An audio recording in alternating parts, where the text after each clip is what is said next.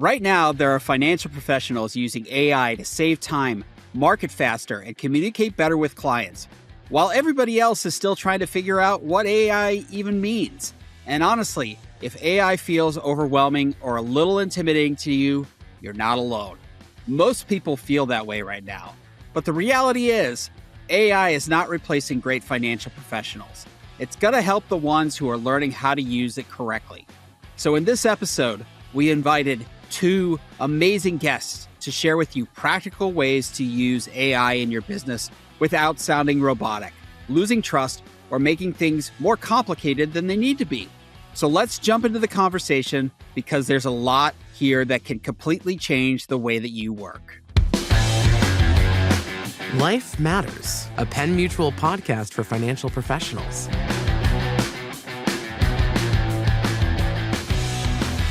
Welcome to another episode of Life Matters, a Penn Mutual podcast. I'm your host, Bill Bell, Vice President of Advanced Sales with Penn Mutual, and I'm so pleased that you chose to join us here today.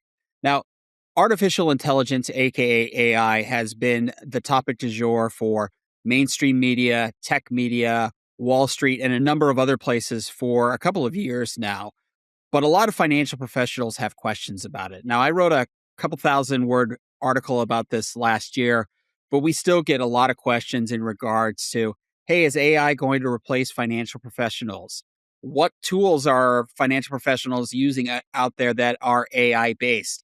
Where is AI going to come into place in regards to insurance companies themselves?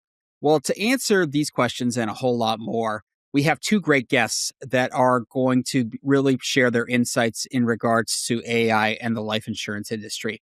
So first, we have my good friend, Daria Lee Sharman, who is the Executive Director of Launch by NTT DATA. And she is going to share some trends from a macro overview perspective in regards to AI and life insurance. And then we're going to have on Nick Bowman, who is the co-founder of Xcela, which is a really cool platform that a lot of financial professionals use to help integrate AI into their practices. So let's first get to that interview that I did with Daria, and then we'll get to Nick in just a few minutes. All right, it is my pleasure, my unique honor, to introduce and welcome literally the smartest person I know, Daria Lee Sharman, to Life Matters, a Penn Mutual podcast. Daria, thank you so much for joining us here today. Well, thank you for having me. Thank you for giving me the opportunity to sit across from the other smartest person that I know once again. All right, well, we're going to dive right into it here. So a lot of our listeners have asked me questions about AI and kind of how it's affecting life insurance producers, financial professionals. And we brought you on specifically to talk about that topic because it's certainly an area of expertise for you. How is AI being used in the life insurance industry today in plain language? Obviously, that there's a lot there in that question. It's interesting. It's happening on the carrier side and the professional side in very similar ways. So companies and firms are both leveraging AI to help productivity internally.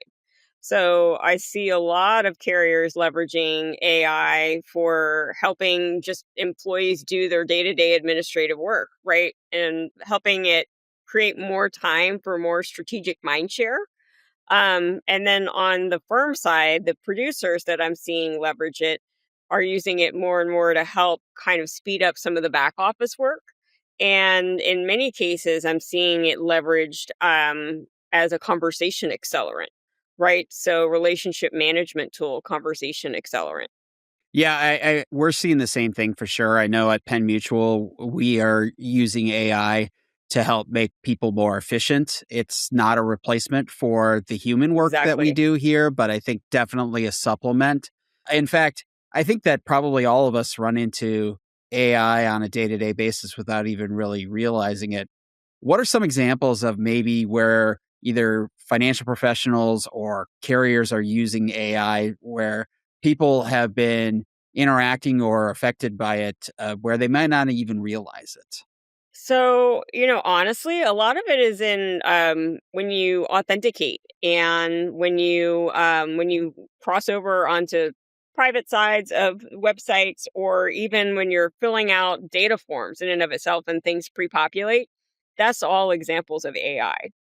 And I think that AI, we tend to think of it as the media thinks of it right now, which is in its most, I wouldn't say controversial, but probably heated form, which is the advanced generative agentic type of AI, right?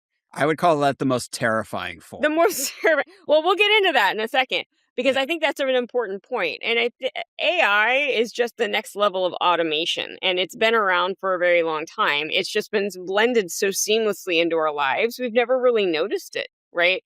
Until all of these fancy things came out of nowhere that were all of a sudden going to take over the world. And personally have a big problem with how AI is pitched as this: if you don't get on board, you're behind, and you'll never see the light of day again, because we've almost fatalized it to the point that there's so many things out there. There's news coming at you from all over the place. There's all these fancy tools. Like, if I'm not using this tool, am I 18,000 decades behind? And what you said before, I think, carries through here very, very well, in the sense that you are leveraging AI at Penn Mutual in ways that make the human better. You are essentially identifying and solving the human need before bringing in the technology. And that's the big thing, I think, with AI now, is there is a dichotomy of choice. There are so many different tools out there. There are tools that I'm an expert in AI and I don't even understand, right? That what they can do for me. And the people who are going to leverage AI to the best of its ability are going to be the ones who leverage it to the best of their ability, and identifying what they need, identifying any potential opportunities they have to scale their potential, rather than just take every new tool that's out there. I agree with all that. I think that the media sensationalism about AI, I think, scares a lot of people. But I think if you kind of step back and think about that, it has been here for a long time, and I Exactly. think that it's just being discussed and promoted in ways that I think confuse people. And I think if you think about it as a supplemental tool, that's probably the best place to be from an AI perspective. From a financial professional's perspective, do you see AI as a tool that is really there to help them sell more or to run their offices more efficiently in providing back office support? Both. Because the more help you get on the back office side, the more time you get on the front, on the growth and the sales side, and the more time you get on the relationship nurturing side. I personally think one of the most exciting things about it is, I remember going along on several ride-alongs with producers back in my Pacific Life days. And I remember how much of their time they spent trying to manage relationships and their business from their cars. That is the one thing that just completely sticks out in my mind. And so when I look at what AI can do in terms of helping to speed up the ability to create those personalized emails, to identify those opportunities within the day, to have those personalized outreaches, to have that second brain that keeps track of all those relationships for you, I think that's huge. Because one of the questions I get a lot, and you were probably going to ask me this anyway, is, do I see AI replacing financial professionals? And 100%, without a doubt, I do not. And for the very reason that what financial professionals, and in particular life insurance financial professionals, sell is a very intangible product and a very important product. And when push comes to shove, people want another person in front of them helping them make that decision. Now, they may use a lot of AI to get them to the point that they want to ask the right questions, right? I use that all the time. I have a dog that recently went through surgery. ChatGPT didn't replace the vet, but ChatGPT gave me all the right questions to ask so that I knew what to do for her care, right? The same thing is going to happen, and we're seeing happen more and more on the financial professional side. Whenever people ask me that question, I always like to remind them about what's happened in the hospitality industry. Because when you think about, and also the book industry. So hospitality, remember like Travelpedia, or I'm probably remember getting the Travelocity, all of Yeah, Expedia. Expedia, Travelpedia, Yeah. Travelpedia. When that was a big boom, everybody was like, I'm not going to rely anymore on helping somebody plan my vacations for me, right? And do all this stuff. What we've actually seen, and a lot of this behavior has emerged since the pandemic ended, is this desire for, I need a person who I can just outsource all of this stuff to so I can focus on what matters most, and this can be taken care of for me, right? So I see a lot of that personalized, professional, human touch being important, very similar in financial services, where everything went to a bot. Remember, everything, there's a calculator for everything. And then the calculators got way too far away from being human, because a calculator may say one thing on rent or own for me as a person, right? But it may not know my lifestyle and may not know what I want to say, okay, maybe renting is better for you so you can have a more nomadic existence, as an example. Another industry that I like to draw a parallel to is the book industry. So I'm not saying that online book sales are going to go away, but if you notice, Barnes and Noble over the past couple of years has grown by leaps and bounds, because people are craving that ability to come in and have that experience of being around physical books and being around people who like books.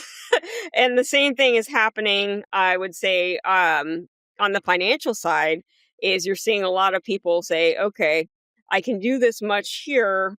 Yes, I can get everything online, but there's still a lot of things out there, and it's still very confusing, and there's already a lot of uncertainty in this world. I just need to be at a place where I feel comfortable, and that's going to be with another person. I agree with all of that. In fact, we joke a lot around here at Penn Mutual that when the robot overlords rise up and crush the humans, that I'm going to be the first one to go, because I wrote a 2,000-word article last year, basically on that exact subject, on that AI is not going to be replacing financial professionals, because an AI bot cannot really know what is important to a person. They might have a good idea, but ultimately having a person understand what's important to the client, what their needs are, and a potential solution is going to ultimately win the day when we're talking about financial planning and life insurance planning going forward. So everything that you said really resonated with me. And I'm sure that there was probably a lot of nodding heads out there of financial professionals listening to this and agreeing with you right now. I do have a couple of other questions that I want to ask in regards to kind of how financial professionals can use AI. How can a financial professional use AI to find better leads or close more sales? Where have you seen AI helping with this very important part of the job? What I love about AI is you can use AI to help you. And what I mean by that is where you see a lot of opportunity in closing sales and opening new leads. A lot of that is there's automation attached to that, right? From a leads generation perspective, it's automatically scanning the market, looking for new opportunities, looking for the signals of people that are out there and the buyers that exist out there. There are ways that you can create agents, right, that will actually do all of that market scanning for you. And it's very simple to do, to build your own agent. You can actually leverage simple things like ChatGPT to tell you what code you need to write, what the prompt is you need to do to create an agent. And once you deploy that agent, it automates all of that social media searching, local news searching, all of that kind of stuff for you. Um, in terms of closing the sale, I think what it does is it helps you anticipate the objections sooner so that you're prepared to answer them, right? So, what AI can help financial professionals do is really dig down into understanding a situation at its core and identifying all the different potential objections that might come up to something and already having that answer in place to help speed the process along. If a financial professional hasn't been utilizing AI for either these back office tasks or even to kind of help to generate more leads for themselves, what are some of the tools that you would suggest our listeners start exploring, start looking into that could really help their business going forward? Yeah.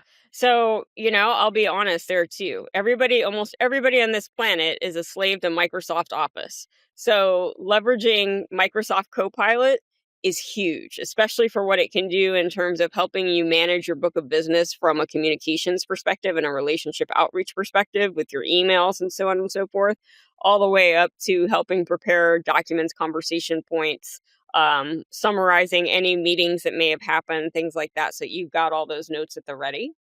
Um, the other one that I highly recommend is anything that you can get very easily from an app, whether it's Claude, Chat GPT, right there, take your pick. You don't need anything fancy. You just need something that's the basic subscription and it can open up a whole new world for you. I'm working on my PhD in medieval history right now, and my main counterpart is ChatGPT. ChatGPT is not writing my PhD for me, but what it's doing is helping me comb the resource universe out there for all of the potential things that I could be thinking about researching, categorizing them for me, and so on and so forth. I think that you said some really important things there. One is Copilot is built into Microsoft Office, so everybody has access to that to some extent. We have a kind of a closed version of it that I have available to me at Penn Mutual, but I think that everybody's got some ability to leverage that. And then there's a lot of great free AI tools out there, and people they kind of love the one that they gravitate towards. There's a lot of free stuff out there that you could just kind of poke around on that you can get more comfortable with. But I think that for 99.9% of people out there, the free versions of all those things are going to be more than sufficient. Oh, 100%, 100%. And I would also tell people too, not only to not just look for what's cost effective, but also think about what's aptitude competent, in the sense that just because something exists out there doesn't mean you have to use it, right? I think it's taking the right steps and the appropriate steps for you. So going back to the human aspect of the problem, right? And it's not even the problem. The human aspect of the conversation is that AI is, I like to think of it as human AI. It's human intelligence, right? Because AI is only going to be as good as the person using it. Yeah, well said. All right, last business related question. I want you to take out your crystal ball and start thinking kind of 5 to 10 years in the future. How, at that point, has AI changed the financial services industry? Is it really just going to be about efficiency? Is there some other things that you're seeing on the horizon? Where do you see the biggest changes going forward with AI and financial services? I think it's going to be truly the thing that helps balance efficiency and experience. Because what it's going to allow the human to do, the financial professional to do in the middle of all of this, is take away a lot of the time that they had to spend doing some of the less sexy parts of the job, right? The more administrative, the more menial tasks kind of things, and automate that and take that away so that they can focus on where the rubber meets the road. And it's truly creating those exceptional experiences that keep clients coming back and help them grow their book of business, right? Because the experience is, at the end of the day, as you know me, Bill, the experience at the end of the day is what matters most. And a parallel I'll draw to that is in the retail industry, where everybody thought that online commerce was going to take over the world. And in fact, what you're starting to see more and more of is really um, effective, very successful sales associates and sales assistants, especially at places like Neiman Marcus, Saks, right, Nordstrom, Chanel. All of those places are now leveraging AI, the people the sales associates are leveraging AI and social media as ways to help maximize the experience that they provide to their customers rather than being replaced by it. Well, that doesn't sound so scary. I think that if we come to that point, that we can all agree that the utilization of AI is a net benefit rather than something to be afraid of. Exactly. We like to end these interviews with some fun questions, and the first one you already kind of touched on, but in addition to being a very successful executive and somebody that is an expert in AI, I also think that you probably have more degrees than anybody that I know of. Usually we go through bona fides for somebody at the beginning of the interview, but I wanted to keep it for you to the end. Can you just kind of share just a smidge of some of the degrees that you have out there and from what institutions? Because when I said up front that you're literally the smartest person I know, you're literally the smartest person I know. And part of that is because of your education. Yeah, and it's going to make you wonder, how did I end up as an expert in life insurance too, right? So I have a bachelor's in mathematics and an MBA, both from Cornell University.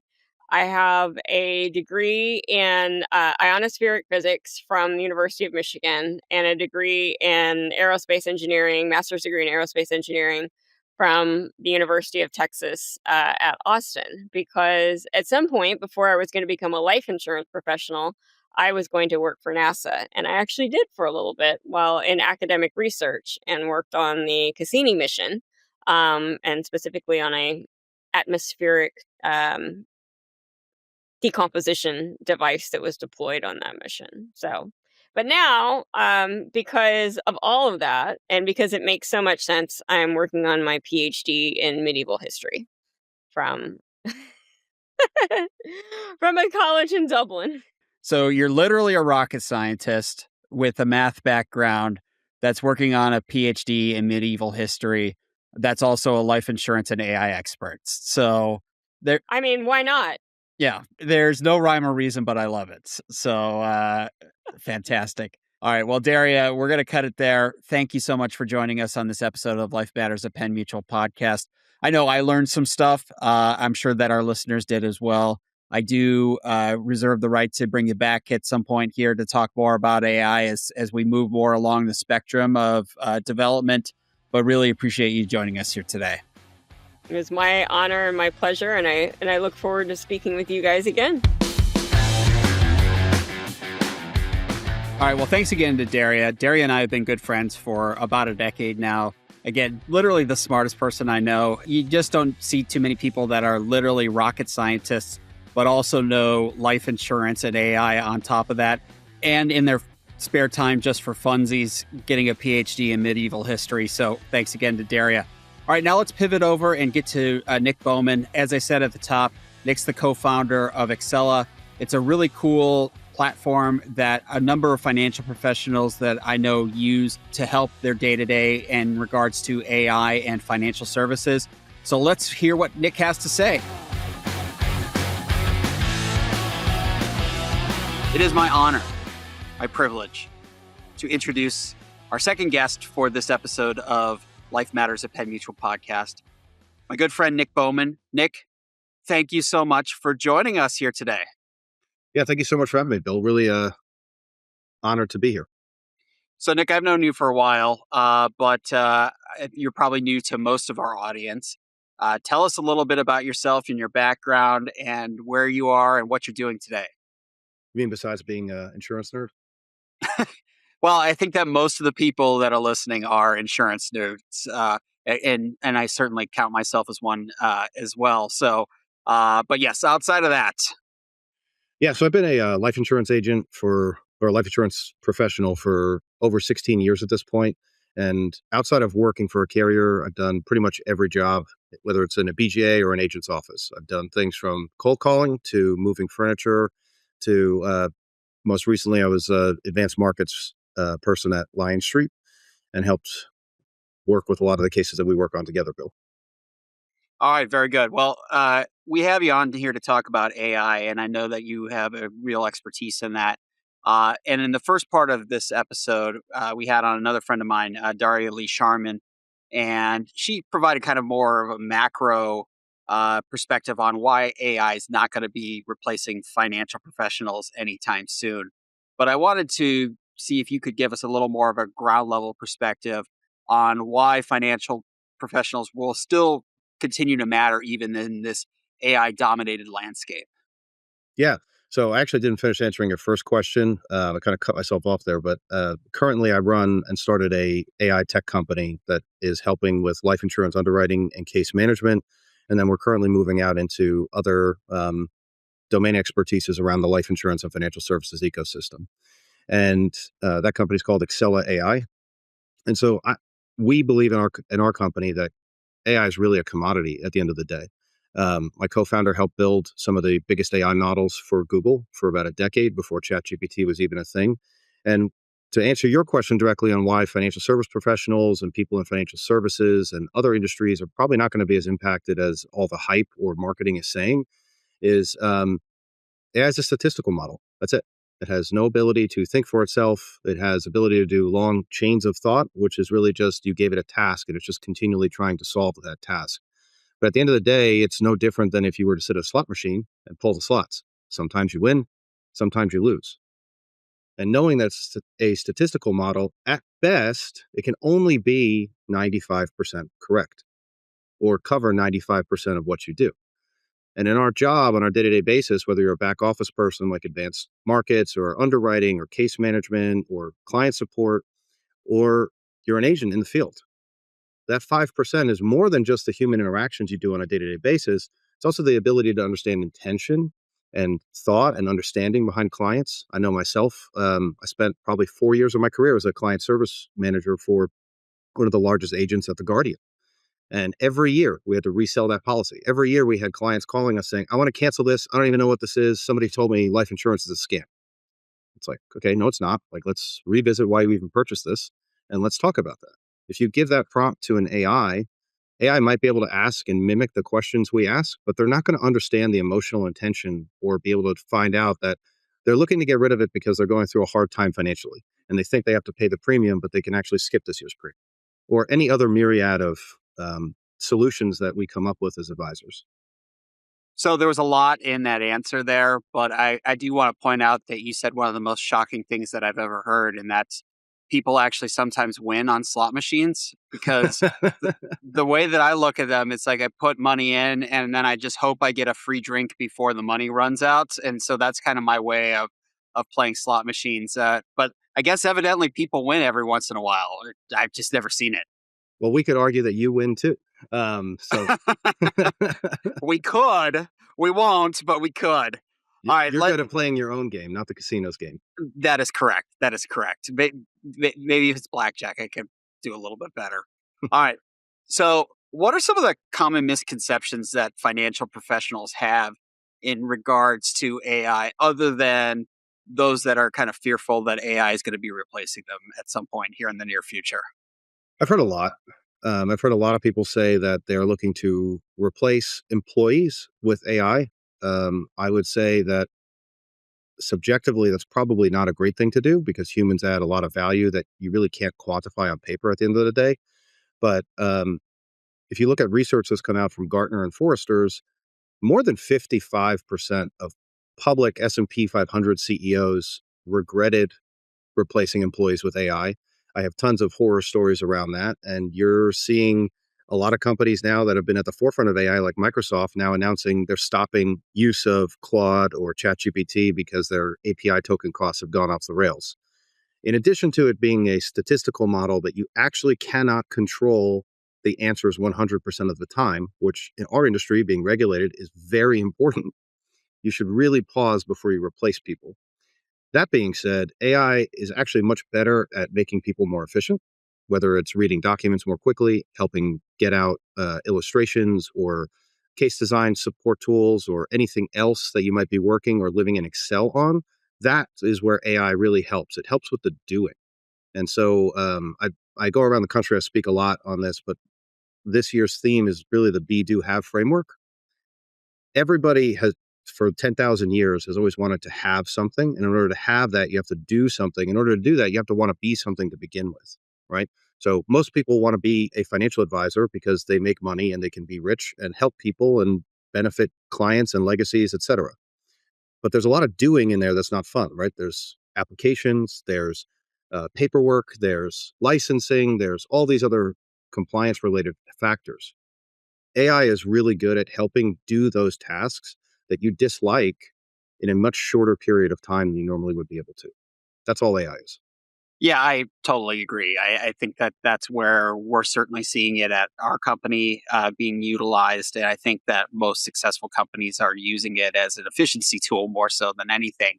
And I also agree that I've seen a lot of articles as well where companies have gone all in on AI, laid off a bunch of people, and now they're having to bring a lot of those people back because they thought that AI was going to do something for them that it really was not intended to do in the first place. It might have been sold a bit of bill of goods on that a bit.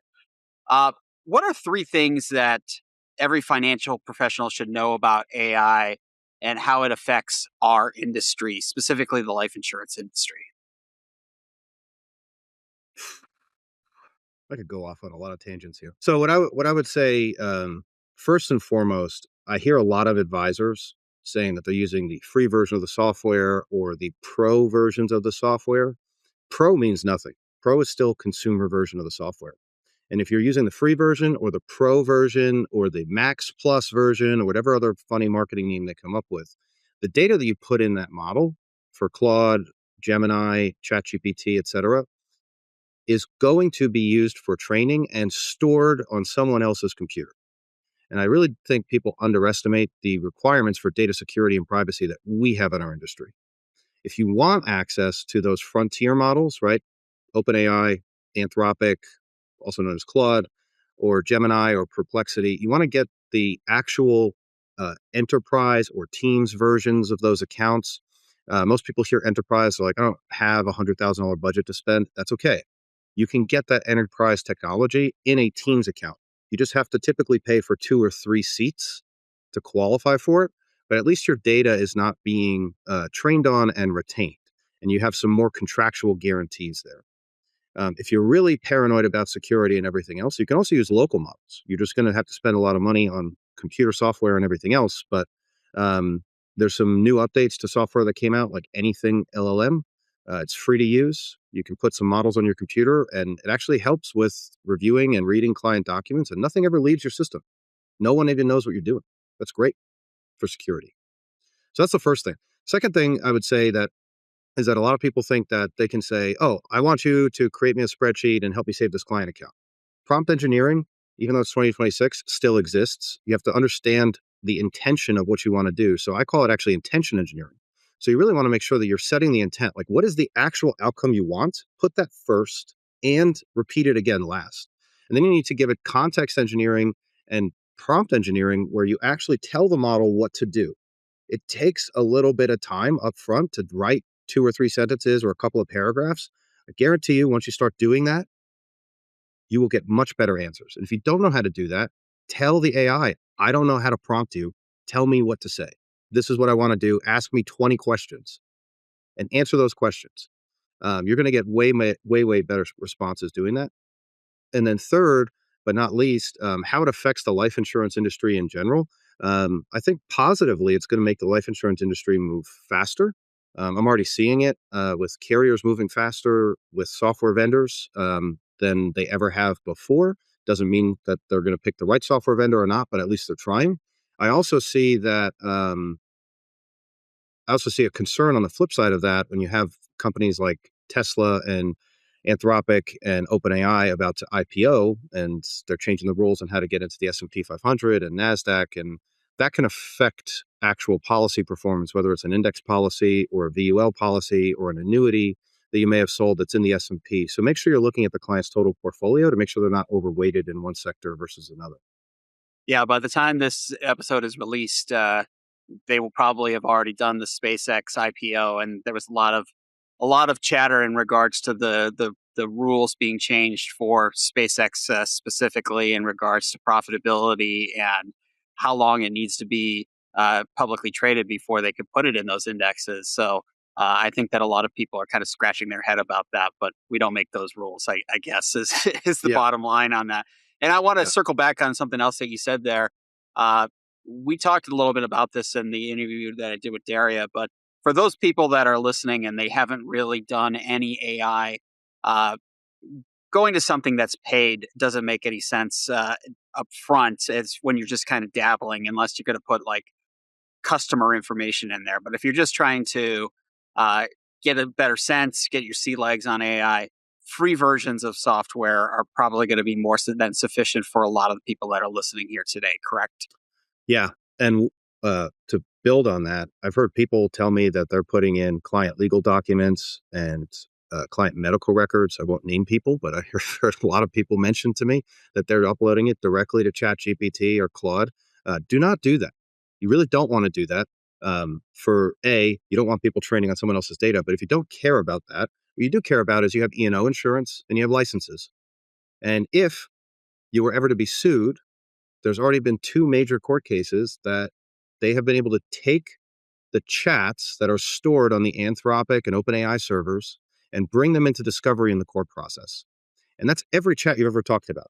Everything from how can I help with a text message because I upset my wife earlier, or to any therapy discussions you may have had with the chatbot, to, hey, you uploaded these legal files. Now all of those legal files are in discovery and you no longer have, attorney-client privilege. So you really, really, really need to be thinking about the tail end risk here and how that's going to affect you if you get sued. All right. Well, those sounded like horrible ideas that people have done. Let's get to some good ideas. What are a couple of things that you've seen financial professionals do with AI that you just thought, oh, wow, that's really clever, or that's something that everybody should be implementing? I think quite a few things. Claude has their new co-work feature. If you're using the Teams version of Claude, where you get a little bit more security around it, it's not perfect, but you get a little bit more security around it. That Teams feature, not Teams, the co-work feature that Claude has gives you computer access control. I've been able to get it to help with running like actual illustration software. It's not perfect, but it can actually help when you're on the road. You can send a text to it and it'll start working on that. That's pretty nice. You can also set it to schedule tasks to give you updates on your day, critical items you need to do, track cases, which is really nice. You could do the same thing with Copilot, which is not Microsoft Copilot, but Copilot from OpenAI, which is super helpful. And so those things, like where you actually make it like a little assistant for you, is really nice. I could see that really helping out in this industry, especially since we are not really allowed to use virtual assistants because everybody needs to be fingerprinted and all that stuff. So having that level of security where you're paying for the Teams-based version or the enterprise version and using those can really help alleviate a lot of burden that individual or small teams of agents have. The other thing I see is I don't know about you, Bill, but nothing I love more than working in Excel spreadsheets and VBA code. But taking those Excel spreadsheets that I've spent years building and turning them into either clickable web apps or something I can use when I'm on the go.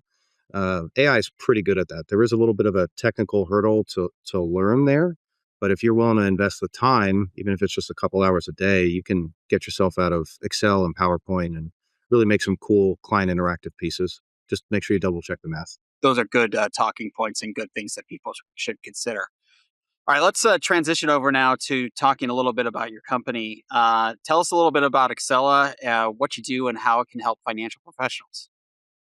Yeah, so at Xcela, our first task that we've been focusing on is really underwriting case management support. So we can help with, so we are SOC 2 Type 2 compliant. If you're not a tech nerd, all that means is that we basically have proven that all our data is being stored properly and not being trained on or turned over to any other third-party provider.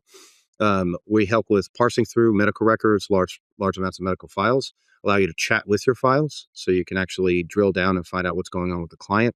You can run quick quotes through there as far as understanding what underwriting class that client might come out with. It's based on the field underwriting guide, so it's only as accurate as those, but it's good enough for, hey, I got a guy type cases. And then we also have data connections to some pretty major data providers. That could be Exam One, that could be ABX, that could be MIB, that allow us to grab medical records and medical data such as pharmaceutical records and lab records, as well as motor vehicle records, a lot more quickly at your fingertips to help cut down on the underwriting time. Some other pieces we're working on the side as well is we have some advanced case concepts that we're building as white label support for some of our agents. That could be everything from Boley and Coley sales to other types of advanced sales support. And then we have a free website that we give to advisors to help them if they don't know if they don't have Excel skills or they don't have time to learn the Claude Code thing. It's actually called coversyourassets.com. You can go there, free to sign up. We don't use any of your data, and all your calculations are actually done on your device. So if it's slow, it's because your internet's slow to download it, and your computer may be slow, but it's all done on your device, so we don't actually see anything that goes in there. So let me see if I can summarize this really fast. It's a efficiency tool more so than anything. It's not Correct. making any sort of underwriting decisions or anything along those lines. It's really there to help financial professionals kind of review data, understand what to expect before a case is submitted to an insurance company where the actual underwriting will happen. Do I have that correct? Yeah, think of it as going from horse and buggy, or in this case, fax machines and scanning to um, instant access on your computer. Hey, I used fax machines way back in the day. So some companies still use them today. It was state of the art in 1997. Fun fact about fax machines, not to give them a hard time, but fun fact about them, they are the most secure way to transfer information. That is my understanding as well. I mean, actually, the most secure way of transmitting information is walking to somebody, telling them that verbally, and then turning around and walking away, like Paulie in Goodfellas. He wouldn't even talk on the phone. Agreed. All right. A couple of additional questions about Xcela here. Uh, Obviously, we're in this growth mode in regards to AI and financial professionals. What need do you really see Xcela solving for your clients? Having been an agent and working with agents, there is nothing that hurts more than waiting 10 months for a case to close and they go away, not because you didn't have the offer from the carrier, not because you didn't have the records, but because at the end of the day, you had to resell the case 7 or 8 times to get the client to sign a HIPAA, to go back and sign an illustration, to go back and sign an application, to wait for issuance of the policy. What we do is we take those upfront points from signing HIPAAs to getting records to reading and summarizing those records and cut about 4 to 5 weeks off of that time frame. So you don't have to resell it as often and you have a higher likelihood of closing that case in a more faster period of time. All right. If somebody wants more information in regards to what your company does, where it's the best place for them to go? Yeah, so Xcela is spelled Xcela. That's X-ray Charlie Echo Lima Alpha. You can email me directly. That's nb@xcela.ai. So Nick Bowman, nb@xcela.ai. Or you can check out our website, life.xcela.ai. All right, excellent. Now, we like to end these interviews with a couple of fun questions, and mine are specific to where you live. So, you live in Austin. As many of our listeners know, I'm a big barbecue guy.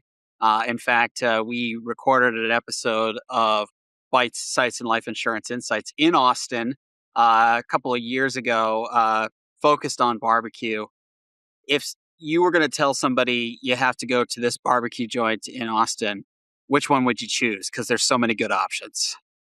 There are a lot of good options. I'm trying not to word vomit a whole bunch that nobody knows about.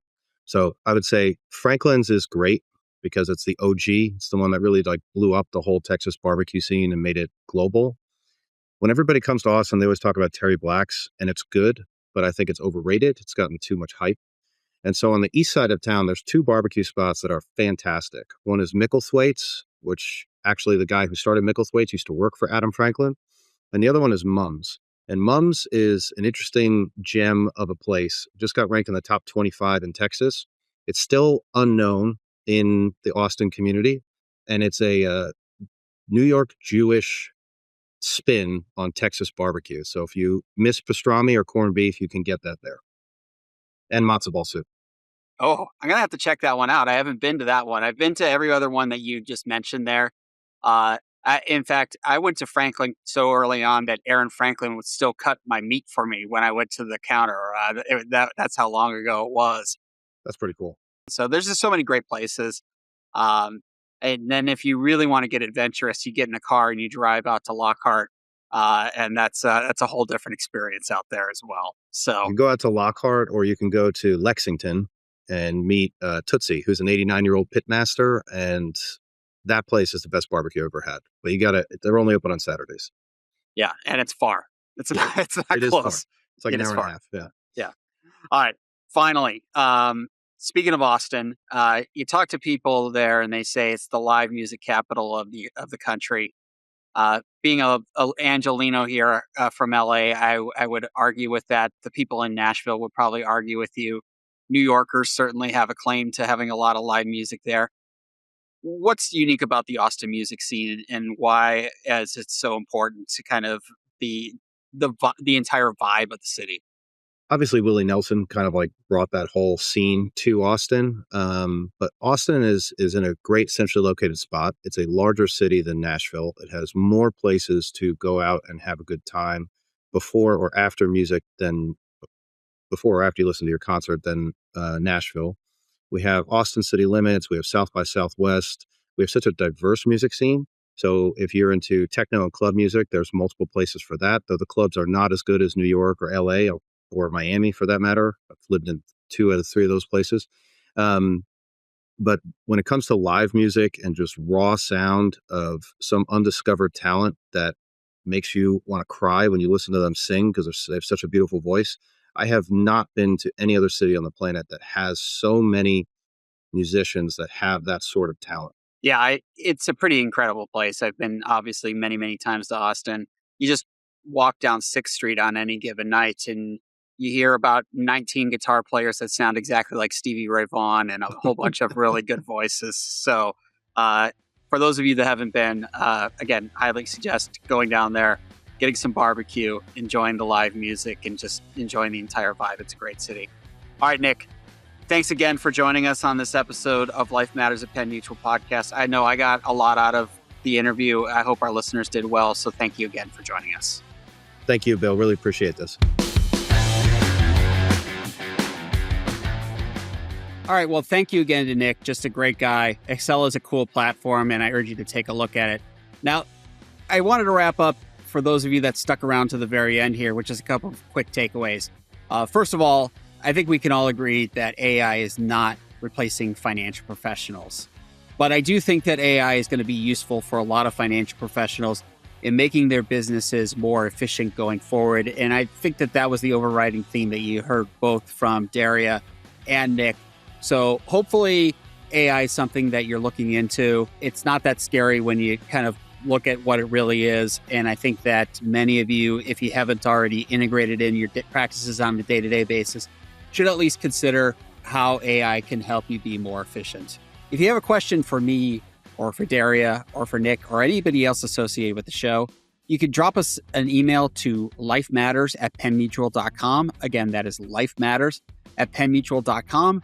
That is a special mailbox that only I have access to, and I do respond to every email that is sent there. So one last time, that is lifematters@pennmutual.com.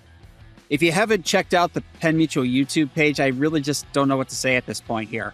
Our subscriber base is growing, which is great, but we always want more subscribers. So just go to YouTube, type Penn Mutual in the search box, check out the channel, and while you're there, smash that subscribe button. We put a lot of great content there. We put episodes of this show here. We have other video dedicated series that we put on the YouTube channel. So again, just go to YouTube, type in Penn Mutual, hit that subscribe button so that way you get all that content going forward. Speaking of subscribing, if you haven't subscribed on Apple Podcast or Spotify or wherever you listen to podcasts, make sure you do so. That way you don't miss any future episodes of the show. And then finally, if you are a subscriber on Apple Podcasts, ratings help boost visibility of the show. So stop by and leave us a 5-star rating. That only takes a few seconds. If you leave us a written review, I'll be your best friend. So for Daria Lee Sharman, for Nick Bowman, I'm Bill Bell. Thanks again for joining us here today, and I look forward to talking to you again soon. Thank you for watching. If you enjoyed this video, Don't forget to hit that subscribe button and turn on notifications so you never miss an update.